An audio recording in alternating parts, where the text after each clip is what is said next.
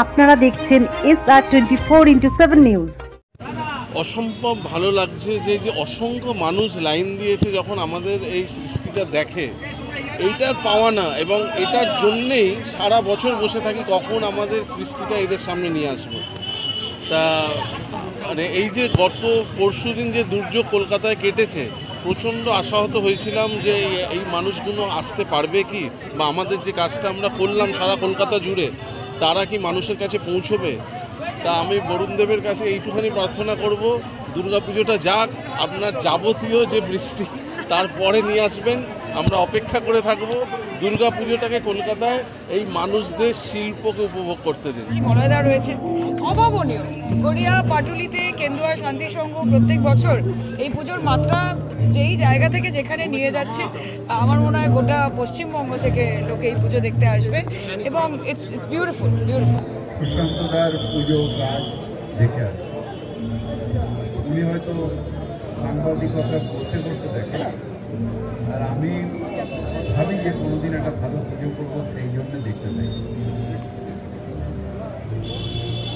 দাদা যেরকম আছেন ইসকনের হয়ে গিয়ে তো পার্মানেন্ট মন্দির করতে, আর আমাদের হচ্ছে টেম্পোরারি স্ট্রাকচার, টেম্পোরারি আর্ট, এর ক্রিয়েশন। আর সুশান্তর একটা পুজো দেখেছিলাম, আকার নিরাকার। আমার মনের ভেতরে আজও মাঝে মাঝে ঘুমিয়ে যখন থাকি তখন সিনটা দারুণ আকার নিরাকার।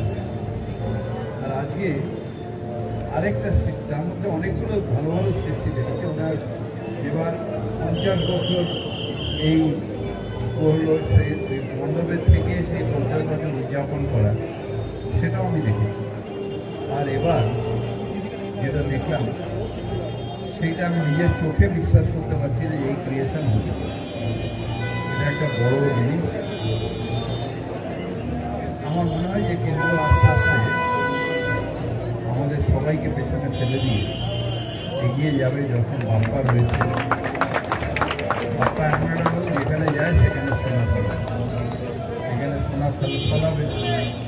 সাইনিকে ব্র্যান্ড অ্যাম্বাসেডার মলয়ের পাশে, আর থাকেও এখানে সুশান্ত। হ্যাঁ, একবার তো আপনি করছিলেন না, তবু এসেছিলেন, আপনার সাথে আমার এখানেই দেখা। তো এইখানে থাকে, তার এখন ঘরের ছেলে ঘরের পুজো করছে, এটা একটা বড় জিনিস। তো একটু ঈর্ষা হলেও মেনে নিতে হবে। ভালো পুজো, ভালো পুজো। প্রাইজটা হয়তো আমি পাবো না।